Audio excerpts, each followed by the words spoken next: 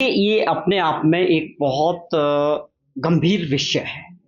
जिस प्रकार से पहले दौर में अमेरिका के राष्ट्रपति जी ने, डोनाल्ड ट्रंप साहब ने हमारे ऊपर 25% की बात कही थी, जो 7 तारीख से आज लागू हुआ, और अगली कल जो बात कही गई है कि और 25% आपके ऊपर जो है टैरिफ लगेगा, जो 27 अगस्त से जो है लागू माना जाएगा।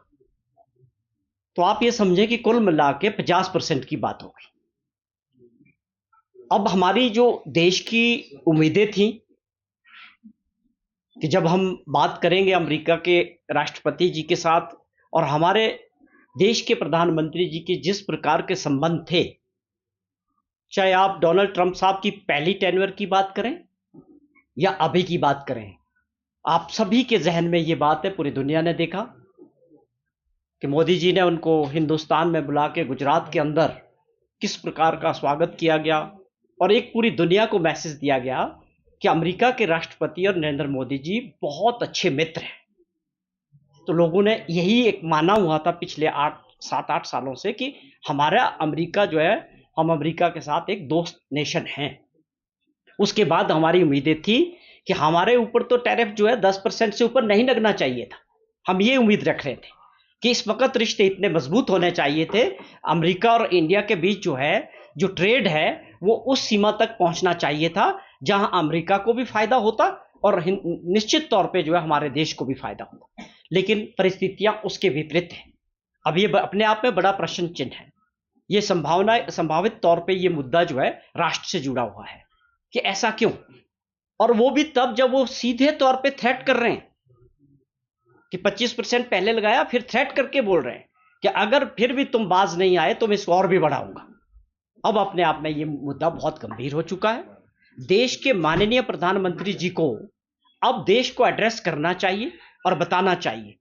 मैं तो ये भी कहता हूं, वो पुरानी बातें भी उनको बतानी चाहिए कि आप मित्र थे कि नहीं थे, या कोई वो एक अंडरस्टैंडिंग थी दोनों के बीच, केवल अपनी टीआरपी के लिए या अपने अपने देश में इलेक्शंस के लिए, क्योंकि उसकी सच्चाई देश और दुनिया जानना चाहती है आज।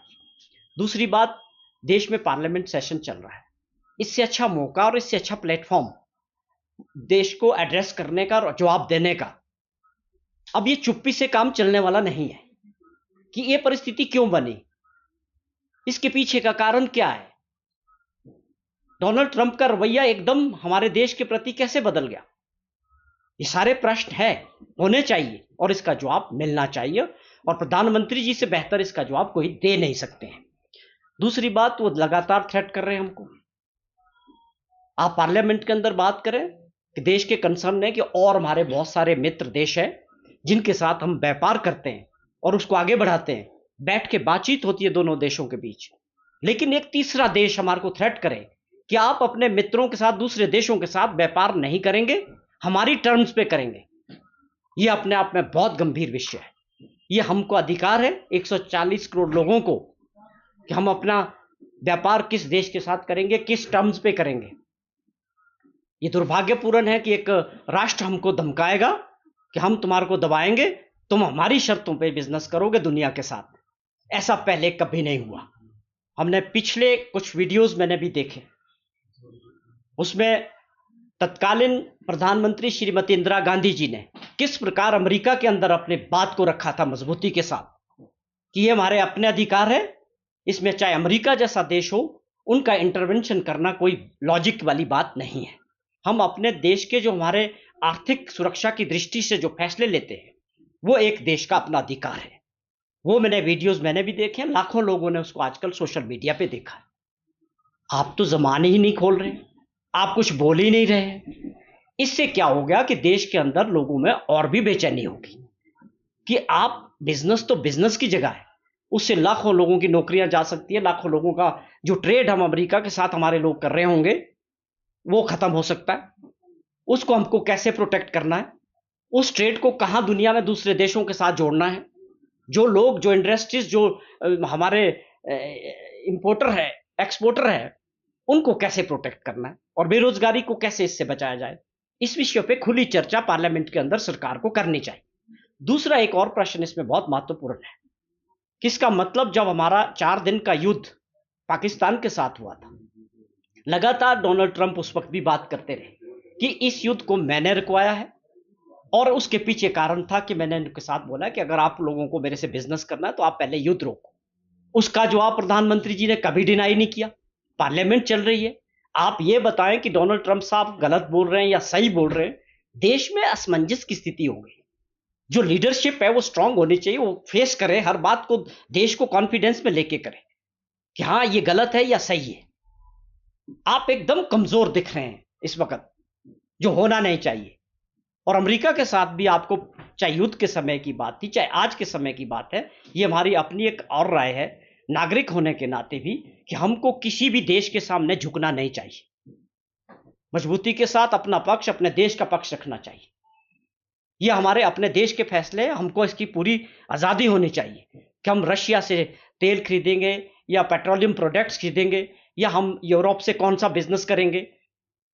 इसमें दबाव वाली राजनीति जिस तरह से डोनाल्ड ट्रंप अपनी दूसरी टेन्योर में कर रहे हैं, उनका एक ही रवैया दिखता है कि वो पूरी दुनिया को जो है बिजनेस के नजरिए से देख रहे हैं और थ्रेट करते जा रहे हैं लगातार।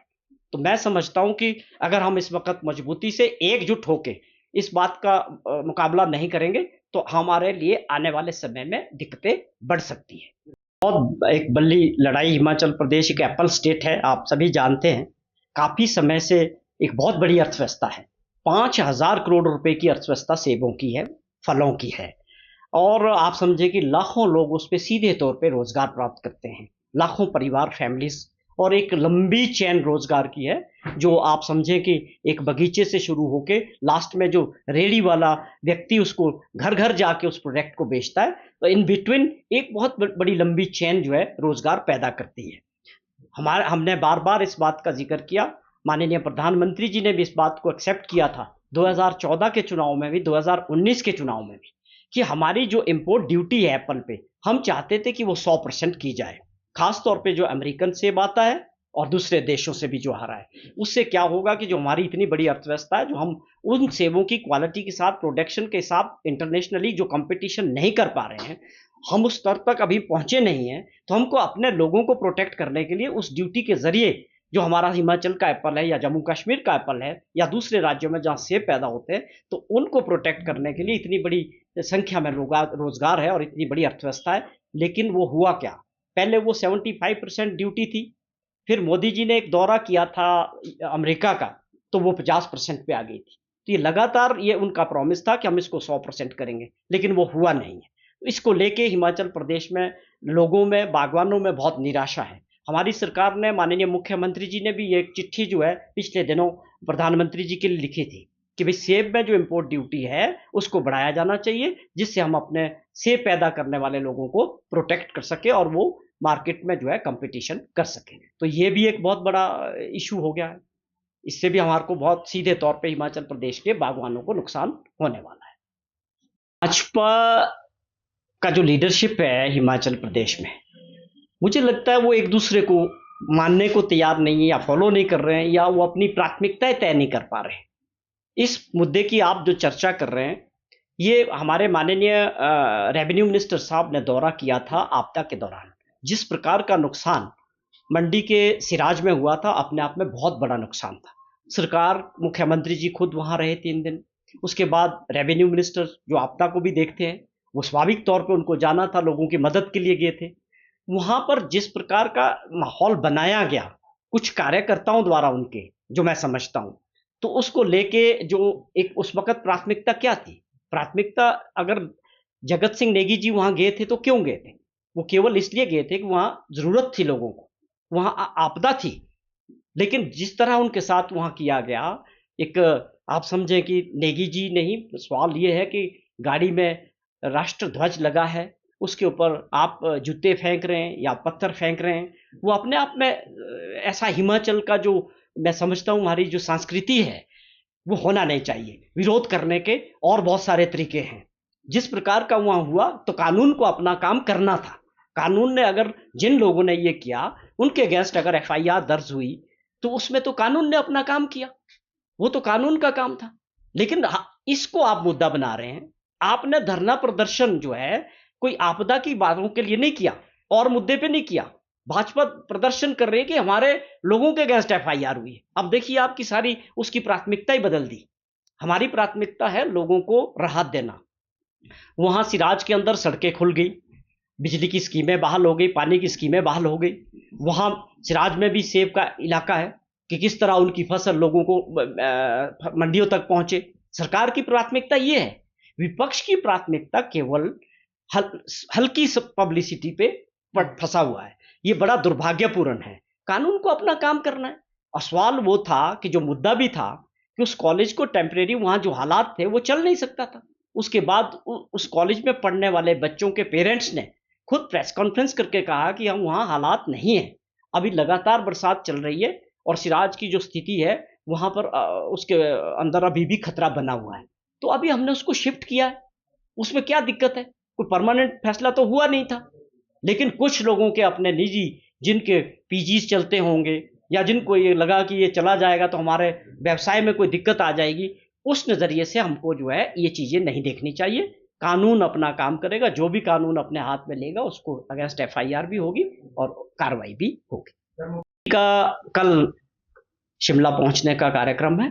पिछले कल माननीय मुख्यमंत्री जी ने शिमला आना था, लेकिन आज हमारे जो नेता है विपक्ष में माननीय राहुल गांधी जी, उन्होंने अपने गृह प्रवेश के लिए माननीय मुख्यमंत्री जी को कल फोन किया कि आप भी उस डिनर में शामिल हों जिसमें शायद इंडिया गठबंधन के विपक्ष के कुछ देश के सारे नेता आज उसमें भाग लेंगे। और उस डिनर में जो राहुल गांधी जी ने ऑर्गेनाइज किया अपने नए घर पे वो शिफ्ट कर रहे हैं, तो मुख्यमंत्री जी को भी आज उसमें पार्टिसिपेट होना है। तो कल वो जो है अपने शिमला पहुंचने का उनका कार्यक्रम है।